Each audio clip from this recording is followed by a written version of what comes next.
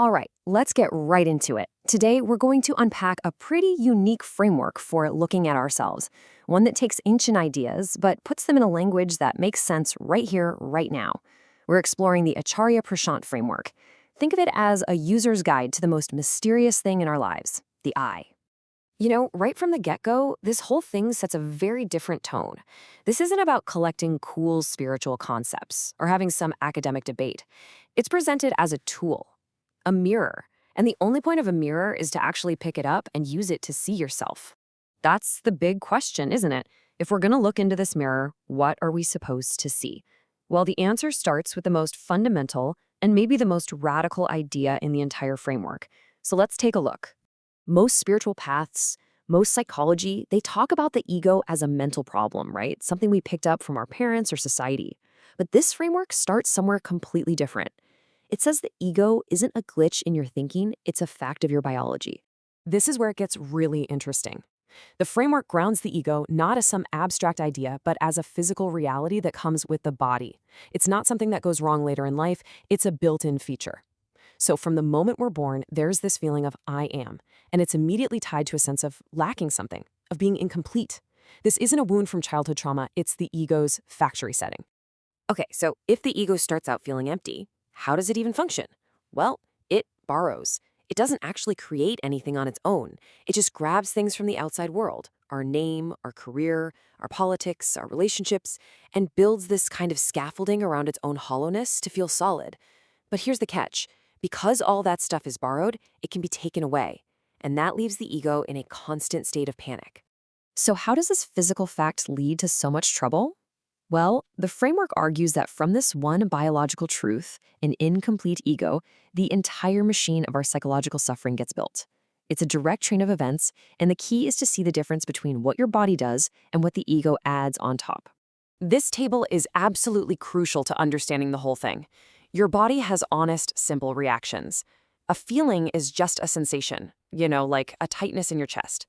Pain is a direct physical signal, like when you stub your toe. Caution is that innocent biological instinct to hit the brakes when a car pulls out. These things are natural and they pass. But the ego hijacks them. It takes that tightness in your chest and builds a whole story around it, turning it into my crippling anxiety. It takes the physical pain of the stub toe and adds resistance, creating suffering. My day is ruined. Why does this always happen to me? It takes simple caution and turns it into fear. Fear of losing its job, its status, its precious scaffolding. This is such a powerful way to see it. Physical pain is the first arrow. It happens, you can't avoid it. But suffering? That's the second arrow. That's the one the ego shoots into itself. It's the story, the commentary, the why me drama that it layers on top of the raw sensation. And the framework is really clear on this. All our psychological misery is manufactured by us, right here. Okay, now we're getting into some really counterintuitive territory. The framework takes these huge concepts we think we know inside and out, like love and loneliness, and flips them completely on their head. It redefines them not as just feelings, but as core functions of the ego itself. We're all taught that love is this massive, powerful emotion, right? It's something we chase, something we fall into. But what if that's a total misunderstanding of what's actually going on? What if it's a much deeper force? Now, this next idea is a real mind-bender. According to this framework, love isn't an emotion for someone or something. It's the ego's own internal engine. Its deep, innate pull towards its own end, towards wholeness. And when that exact same energy, that same engine, gets pointed outwards at the world, at a person, a car, a promotion, that's what we call desire. So get this. Every desire you've ever had is actually that fundamental love, just misdirected. The fuel is exactly the same. And this slide does a brilliant job of showing the difference between two states we always mix up, loneliness and aloneness. Loneliness, you can see, needs two things. There's me, the ego, and then there's the thing I'm craving. It's a state of duality. But all aloneness is what happens when one half of that equation, the me, the craving ego, just vanishes for a moment. It has nothing to do with being physically by yourself. It's about the temporary absence of the one who feels lonely. So if love is the engine pulling us forward and seeing through the ego is the direction, what does that journey actually look like? Well, you can forget any ideas of peaceful meditation and blissful states. This framework describes the spiritual life in much, much tougher terms. This right here is the crucial point. There is no finish line. There's no graduation day where you get your enlightenment certificate. This is not a one-and-done kind of deal. So, what is it then? Remember how the ego is a physical, biological fact? Well, as long as the body is alive, the ego is going to be there. So liberation isn't some permanent state you achieve. It's a process the framework calls continuous dissolution. You have a moment of clarity, you see things honestly, the ego collapses for a second, and then it comes back.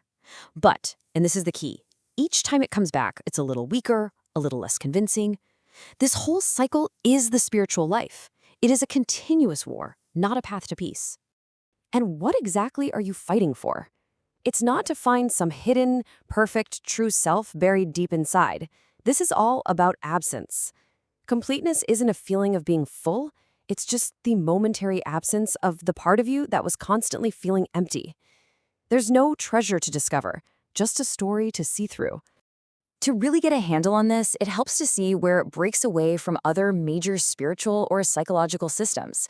So let's just look at a couple of key comparisons that really highlight what makes it so different. This matrix lays it out pretty clearly. For example, a traditional philosophy like Advaita Vedanta talks about an ultimate reality called Brahman. This framework, though, only talks about the complete absence of the false. And you know how some modern teachers say there's nothing to do? This framework says the opposite. It demands a continuous active fight. And while many Buddhist paths lay out very specific stages, this rejects that idea, seeing only this one ongoing process of dissolution. And the difference between this and modern self-help couldn't be more clear. The entire self-help industry is built on one idea, that you can fix, improve, or learn to love yourself. This framework comes along and says that foundation is completely wrong. It says the self is the problem. The goal isn't to build a better ego, it's to see that the ego itself is the whole issue. So we end right back where we started, with the mirror.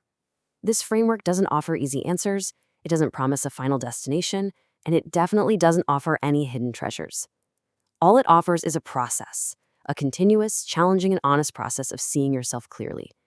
And it leaves us with the ultimate question, the one only you can answer for yourself. In this ongoing war against illusion, what is really worth fighting for?